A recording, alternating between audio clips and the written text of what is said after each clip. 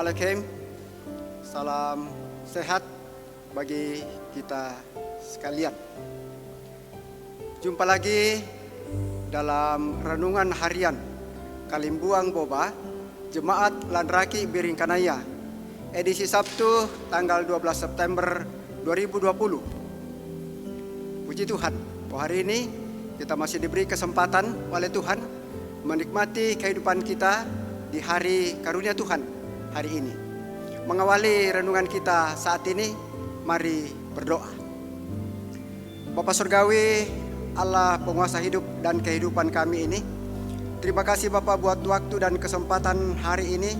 Kami dimungkinkan Tuhan untuk menikmati kehidupan kami di hari baru, hari karunia Tuhan Bapa di surga, melandasi aktivitas keseharian kami hari ini. Kami akan membaca dan merenungkan firman Tuhan. Tetapi sebelum kami lakukan Tuhan, ampuni kami agar kami layak menerima sabda-Mu yang kudus yang boleh kami pakai sebagai penuntun perjalanan kehidupan kami hari ini untuk menikmati kehidupan kami.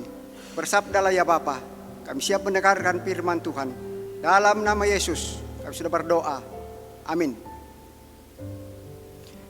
Bapak Ibu, Saudaraku, bacaan kita hari ini terambil dari kitab Perjanjian Baru di dalam Injil Matius pasal 6 ayat 14 sampai dengan ayatnya yang ke-15.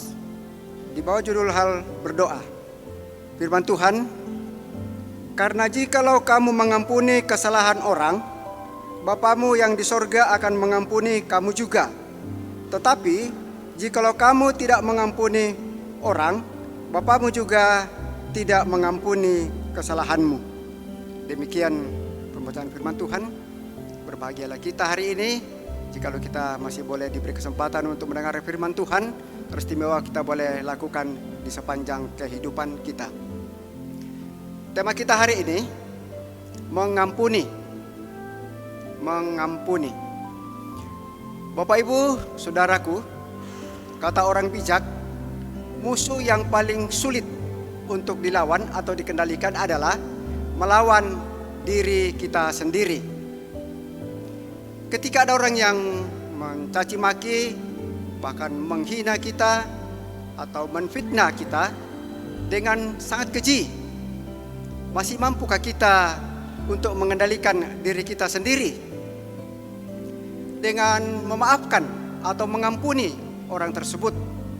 Selaku manusia biasa, ini mungkin terlalu susah untuk dilakukan.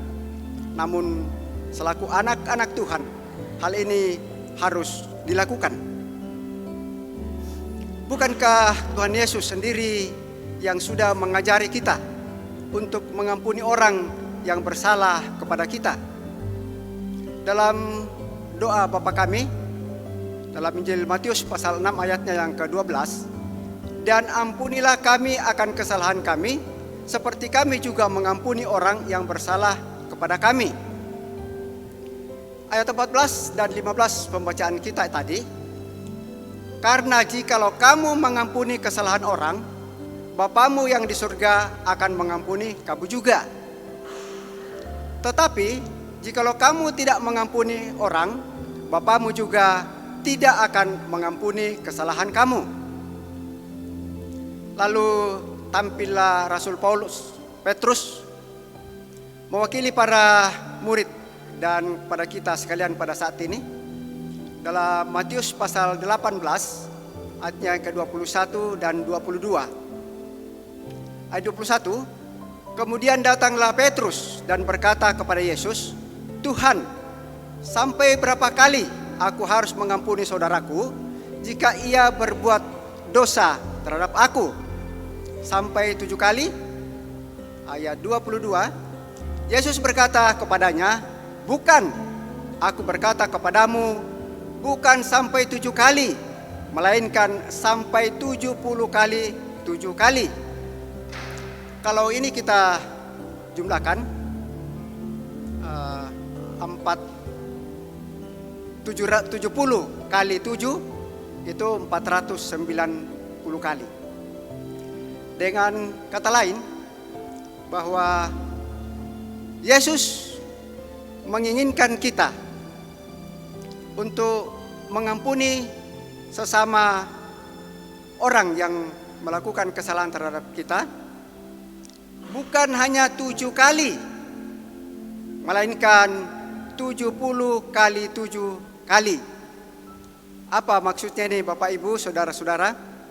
Bahwa Yesus menginginkan kita mengampuni orang bukan hanya 7 kali, tetapi tidak terbatas atau tidak dibatasi oleh waktu dan ruang. Karena inilah yang harus kita lakukan. Kapan dan di mana saja kita harus mengampuni orang yang bersalah kepada kita. Itulah yang dikehendaki oleh Yesus, yang harus kita lakukan selaku anak-anak Tuhan. Roh Kudus menolong kita untuk memahami firman Tuhan. Tuhan Yesus memberkati. Amin. Mari kita berdoa. Terima kasih ya Bapa di surga atas waktu dan kesempatan sejenak kami boleh diberkati Tuhan, dituntun Tuhan untuk melakukan pembacaan firman Tuhan. Bahkan kami boleh mendengarkan bersama, kami boleh memahaminya. Dan biarlah firman-Mu Tuhan lewat kuasa Roh Kudus Tuhan memampukan kami untuk melihat bahwa untuk mengampuni sesama kami bukan hanya 7 kali, tetapi 70 kali 7 kali. Yang artinya bahwa kami harus mengampuni tidak terbatas kapan dan di mana saja. Terima kasih Bapa di surga buat firman-Mu. Ya Bapa, berkati kami hari ini di dalam beraktivitas, melakukan kegiatan dan pekerjaan kami masing-masing. Kami percaya Tuhan akan menolong dan menuntun kami. Bapa di surga, kami berdoa dan menyerahkan akan umat-umat Tuhan, terkhusus jabatan Raki Biringkanaya dimanapun mereka berada saat ini.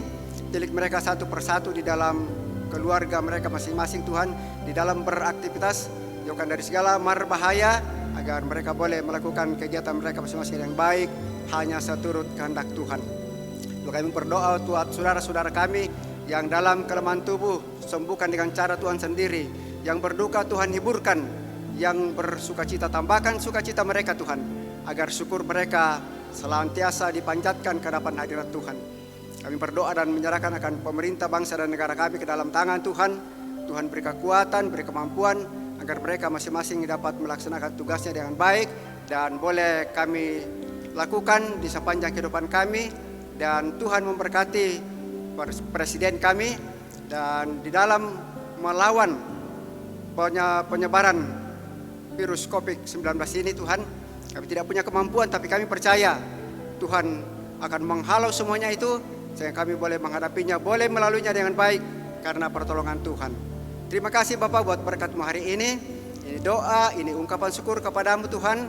Namun jangan kehendak kami yang jadi, tetapi kehendak-Mu lah yang jadi. Di dalam nama Yesus, Tuhan dan Juru Selamat kami yang hidup, kami sudah berdoa dan bersyukur kepada Bapa di sorga. Amin. Demikian renungan kita hari ini. Selamat beraktivitas. Tuhan Yesus memberkati.